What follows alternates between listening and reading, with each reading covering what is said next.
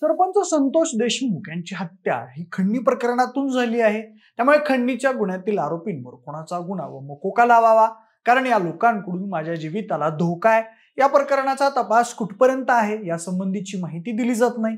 त्यामुळे माझ्या भावाला न्याय मिळत नसेल तर मरण बरे. सोमवारी 13 जानेवारीला सकाळी मोबाईल टॉवरवर चढून कुटुंबासह आंदोलन करून उडी टाकून स्वतःला संपवणार असल्याचा इशारा संतोष देशमुख यांचे बंधू धनंजय देशमुख यांनी दिला आणि बीडच्या मसाजो गावात टेन्शन वाढलं. मंडई सरपंच संतोष देशमुख यांचे अपहरण करून हत्या करण्यात आलेल्या घटनेला महिना उलटून गेलाय. अद्यापही हत्येच्या गुन्ह्यातील एक आरोपी मोकाट आहे. खंडणीच्या गुन्ह्यातूनच संतोष देशमुख यांची हत्या झाली आहे.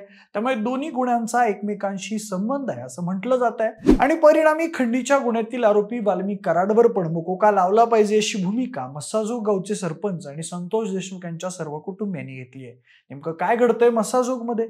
वाल्मिक कराडचा कोठडीतला मुक्काम वाढणार असल्याचं का बोललं जात आहे? थोडक्यात अपडेट पाहूया. नमस्कार, मी प्रथमेश आणि तुम्ही पाहताय विशेष. मंडळी, संतोष देशमुख हत्याकांडाच्या गुन्ह्यातील आरोपींकडून माझ्या जीविताला धोका आहे. या गुन्ह्याचा तपास कुठपर्यंत आला आहे याची माहितीही प्रशासनाकडून दिली जात नाही. त्यामुळे माझ्या भावाला न्याय मिळवून देऊ शकत नसल्यानं माझे कुटुंबीय मोबाईल टॉवरवर चढून आंदोलन करत मी स्वतः उडी टाकून जीवन संपवणार असल्याचा इशारा धनंजय देशमुख यांनी प्रसारमाध्यमांसमोर बोलताना दिला. तसंच शासन व तपास यंत्रणांनी माझ्या न्याय मागणीला गांभीर्यानं घेऊन आरोपींना लवकरात लवकर कठोर शिक्षा करण्याची मागणी त्यांनी केली आहे.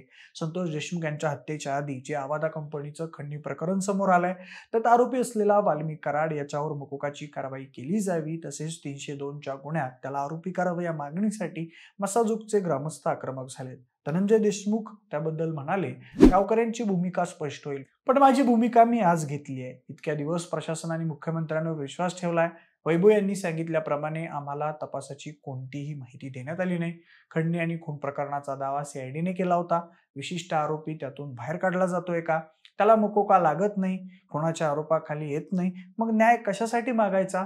त्यामुळे मी टेलिफोनच्या टॉवरवर आंदोलन करणार आहे. माझ्या मागण्या मान्य होत नाहीत तोपर्यंत आंदोलन करणार. आरोपीला खंडणी ते खुनापर्यंत सर्वांना 302 आणि मकोकामध्ये घेतलंच पाहिजे, नाहीतर मी वरून उडी घेऊन आयुष्य संपवेल. माझ्या कुटुंबियांची हत्या मला पुन्हा पाहायची नाही. माझ्या भावाला त्रास झालेला पुन्हा कोणाला होऊ नये. तपास यंत्रणेवर दबाव आहे की नाही मला माहिती नाही, पण मी माझा निर्णय घेतलाय. न्यायासाठी मी आता आंदोलन करणार आहे. मी कोणतेही निवेदन देणार नाही. सर्व पेपर त्यांच्याकडेच आहेत. माझ्या आंदोलनाची माहिती अद्याप दिलेली नाही. तुम्हीच ही माहिती पोहोचवा असं धनंजय देशमुख म्हणाले. पुढे 14 जानेवारीला मकर संक्रांतीच्या दिवशी मसाजोग गावच्या लोकांनी आत्मदहनाचा इशारा दिलाय. मकर संक्रांतीच्या दिवशी मसाजोगचे ग्रामस्थ सामूहिक आत्मदहन आंदोलन करणार आहेत. मसाजोग येथील महादेव मंदिरासमोर अंगावर पेट्रोल ओतून जाळून घेत आत्मदहन करण्याचा इशारा ग्रामस्थांकडून देण्यात आलाय. वाल्मिक कराड याच्यावर 302चा गुन्हा दाखल करून मुक्का लावण्यात यावा. आरोपी कृष्णा अंधे याला तात्काळ अटक करण्यात यावी. शासकीय वकील म्हणून उज्ज्वल निकम किंवा सतीश मानसिंदे यांची तात्काळ नियुक्ती करण्यात यावी. SIT कमिटीमध्ये पंकज कुमावत या अधिकाऱ्याची तात्काळ नियुक्ती करण्यात यावी. सदरील प्रकरणाचा तपास कुठपर्यंत आलेला आहे याची माहिती देशमुख कुटुंबियांना देण्यात यावी. केजचे पोलीस निरीक्षक प्रशांत महाजन यांना बडतर्फ करून सहआरोपी करण्यात यावं अशा विविध मागण्यांसाठी हे आंदोलन करण्यात येणार आहे. दरम्यान धनंजय देशमुख यांच्या आंदोलनाच्या इशाऱ्यामुळे वातावरण आणखी तापण्याची शक्यता आहे. म्हणजे 31 डिसेंबर रोजी शरणागती पत्करलेल्या वाल्मिक कराडला 14 दिवसांची पोलीस कोठडी देण्यात आली होती. बीड पोलीस ठाण्यातून मंगळवारी वाल्मिक कराडला न्यायालयात हजर केलं जाणार आहे. बंदुकीचा परवाना रद्द केल्यानंतर आणि 13 दिवस कसून चौकशी केल्यानंतर CIDच्या तपासात आणखी काय समोर येणार?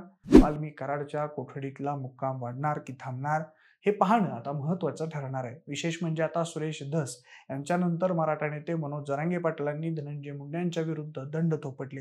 ते म्हणाले, धनंजय मुंडे यांनी षडयंत्र सुरू केलं आहे.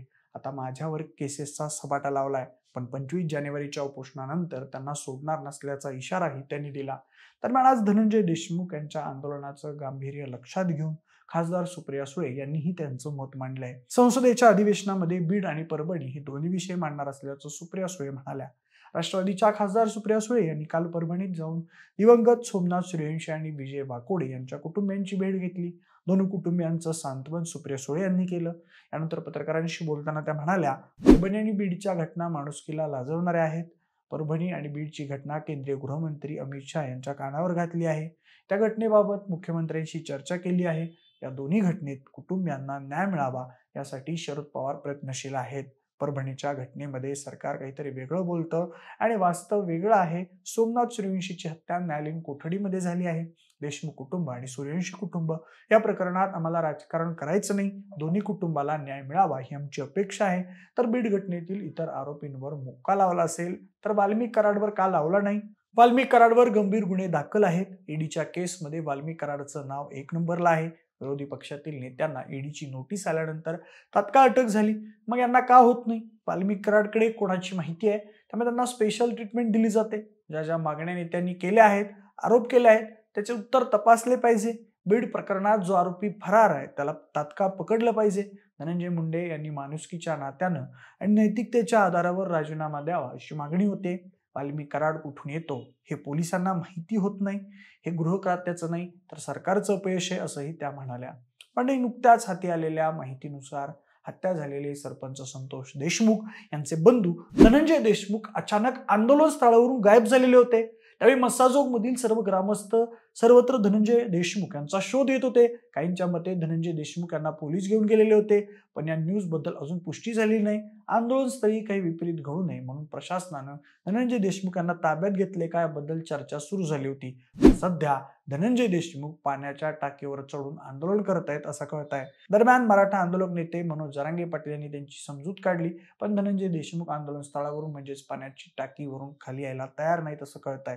त्यांच्या आंदोलनावरून आता जरांगे पाटलांनी सरकार, प्रशासनासह धनंजय मुंडे यांना टार्गेट केलेलं आहे. पण नुकत्याच आलेल्या माहितीनुसार मनोज जरांगे पाटील यांच्या विनंतीवरून धनंजय देशमुख हे टाकीवरून खाली उतरलेले आहेत आणि त्यांनी आपलं आंदोलन थांबवलेलं आहे. तर तुम्हाला काय वाटतं? हत्या होऊन महिना उलटल्यानंतर संतोष देशमुख यांच्या भावाला जीवे मारण्याची धमकी येणं, कुटुंबियांना स्वतः आंदोलन करत स्वतःला संपवण्याचा इशारा द्यावा लागणं, हे नेमकं कोणाचं अपयश आहे? सरकार की प्रशासन? तुमची मतं आम्हाला कमेंट करून नक्की सांगा. जर हा व्हिडिओ आवडला असेल तर लाईक आणि शेअर करा. सोबतच आपल्या विशेष भारी या यूट्यूब चॅनलला देखील सबस्क्राईब करायला अजिबात विसरू नका. धन्यवाद.